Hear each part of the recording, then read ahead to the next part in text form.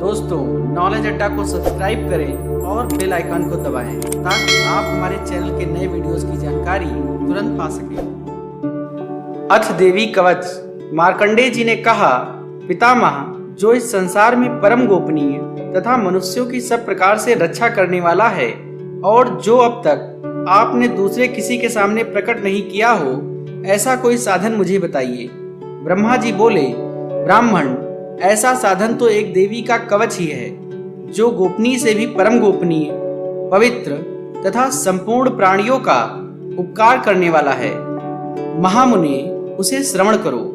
देवी की 9 मूर्तियां हैं, जिन्हें 9 दुर्गा कहते हैं। उनके पृथक पृथक नाम बतलाए जाते हैं। प्रथम नाम शैलपुत्री, दूसरी मूर्ति का नाम ब्रह्मचारिणी है, तीसरा स्वरूप चंद्रघंटा के नाम से प्रसिद्ध है, चौथी मूर्ति को कुष्मांडा कहते हैं, 5वीं दुर्गा का नाम स्कंद माता है, देवी के 6ठे रूप को कात्यायनी कहते हैं, 7वां कालरात्रि और 8वां स्वरूप महागौरी के नाम से प्रसिद्ध है, 9वीं दुर्गा का नाम सिद्धिदात्री है।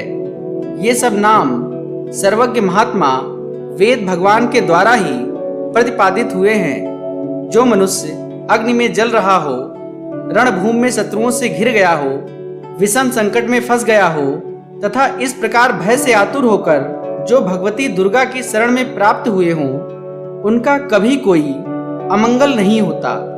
युद्ध के समय संकट में पड़ने पर भी उनके ऊपर कोई विपत्ति नहीं दिखाई देती। उन्हें शोक, दुख और भय की प्राप्ति नहीं होती।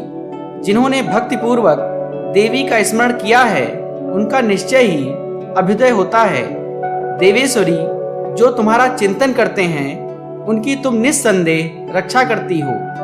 चामुंडा देवी प्रेत पर आरूढ़ होती हैं, वाराही भैंसे पर सवारी करती हैं, ऐन्द्री का वाहन ऐरावत हाथी है, वैष्णवी देवी गरुड़ पर ही आसन जमाती हैं, माहेश्वरी वृषभ पर आरूढ़ होती हैं, कौमारी का वाहन मयूर है, भगवान विष्णु की प्रियतमा लक्ष्मी देवी कमल के आसन पर विराजमान है और हाथों में कमल धारण किए हुए हैं। वृषभ पर आरूढ़ ईश्वरी देवी ने श्वेत रूप धारण कर रखा है।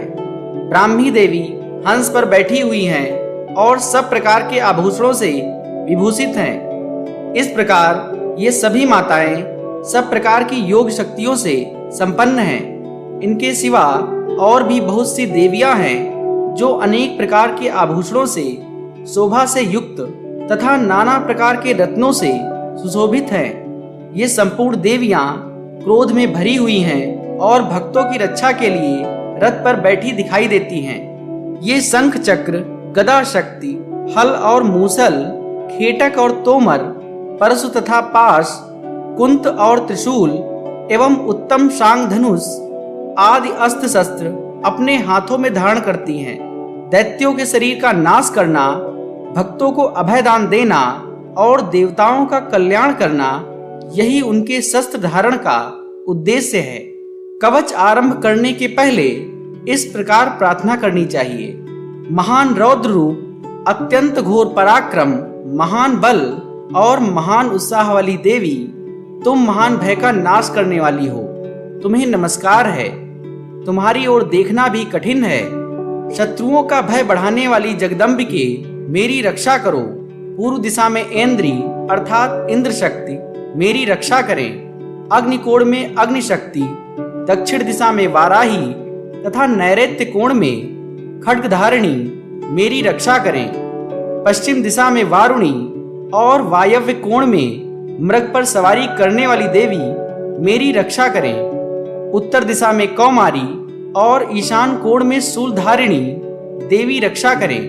ब्रह्माणी, तुम ऊपर की ओर से मेरी रक्षा करो और वैष्णवी देवी नीचे की ओर से मेरी रक्षा करें। इसी प्रकार शव को अपना वाहन बनाने वाली चामुंडा देवी 10 दिशाओं में मेरी रक्षा करें।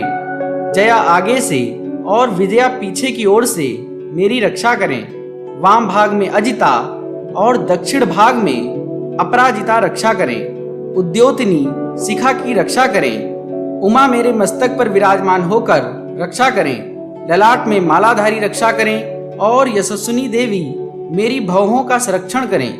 भौहों के मध्य भाग में त्रिनेत्रा और नथुनों की यमघंटा देवी रक्षा करें। दोनों नेत्रों के मध्य भाग में शंखिनी और कानों में द्वारवासिनी रक्षा करें। कालिका देवी कपोलों की तथा भगवती शांकरी कानों के मूल भाग की रक्षा करें। नासिका में सुगंधा और ऊपर के ओठ में चर्चिका देवी रक्षा करें। नीचे के ओठ में अमृतकला तथा जिह्वा में सरस्वती देवी रक्षा करें। कौमारी दांतों की और चंडिका कंठ प्रदेश की रक्षा करें। चित्र घंटा गले की घाटी की और महामाया तालु में रहकर रक्षा करें। कामाक्षी ठोड़ी की और सर्वमंगला मेरी वाणी की रक्षा करें। भद्रकाली ग्रीवा में और धनुर्धरी पृष्ठवंश अर्थात मेरुदंड में रहकर रक्षा करें। कंठ के बाहरी भाग में नीलग्रीवा और कंठ की नली में नलकूबरी रक्षा करें। दोनों कंधों में खड्गनी और मेरी दोनों भुजाओं की वज्रधारणी रक्षा करें। दोनों हाथों में दंडिनी और अंगुलियों में अंबिका रक्षा करें। शूलेश्वरी नखों की रक्षा करें। कुलेश्वरी कुक्ष अर्थात पेट में रहकर रक्षा करें। महादेवी दोनों स्तनों की और शोक विनाशिनी देवी मन की रक्षा करें। ललिता देवी हृदय में और शूलधारिणी उदर में रहकर रक्षा करें। नाभि में कामिनी और गुह्य भाग में गुह्येश्वरी रक्षा करें। पूतना और कामिका लिंग की और महिषवादिनी गुदा की रक्षा करें। भगवती कटिभाग में और विंध्यवासिनी घुटनों की रक्षा करें।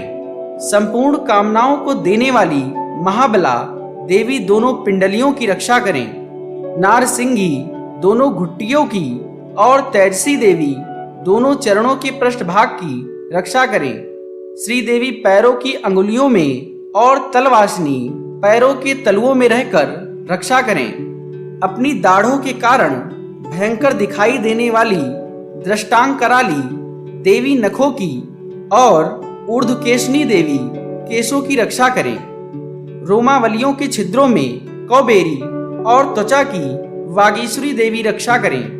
पार्वती देवी रक्त मज्जा वसा मांस हड्डी और मेद की रक्षा करें। आंतों की कालरात्रि और पित्त की मुकुटेश्वरी रक्षा करें। मूलाधार आदि कमल कोशों में पद्मावती देवी और कफ में चूड़ामणि देवी स्थित होकर रक्षा करें। नख के तेज की ज्वालामुखी रक्षा करें। जिसका किसी भी अस्त्र से भेदन नहीं हो सकता, वह अभेद्या देवी शरीर की समस्त संधियों में रहकर रक्षा करें। ब्रह्माणी आप मेरे वीर की रक्षा करें।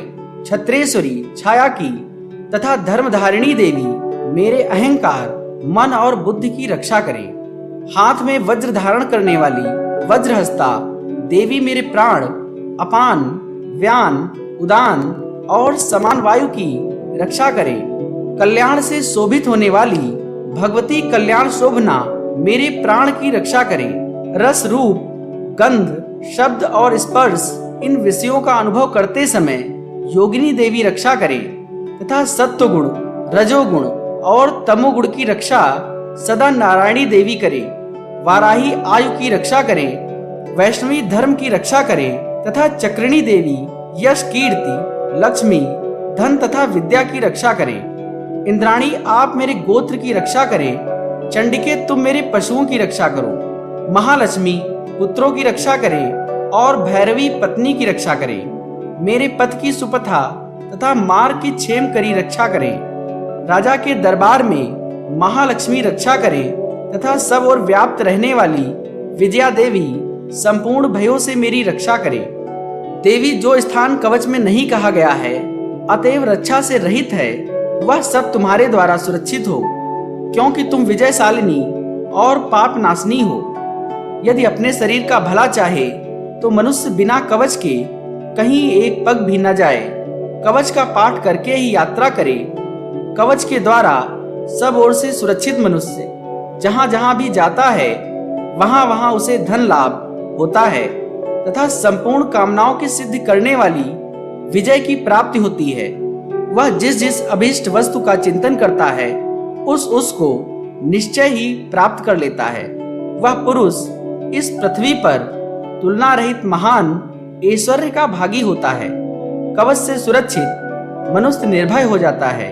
युद्ध में उसकी पराजय नहीं होती तथा वह तीनों लोकों में पूजनीय होता है। देवी का यह कवच देवताओं के लिए भी दुर्लभ है।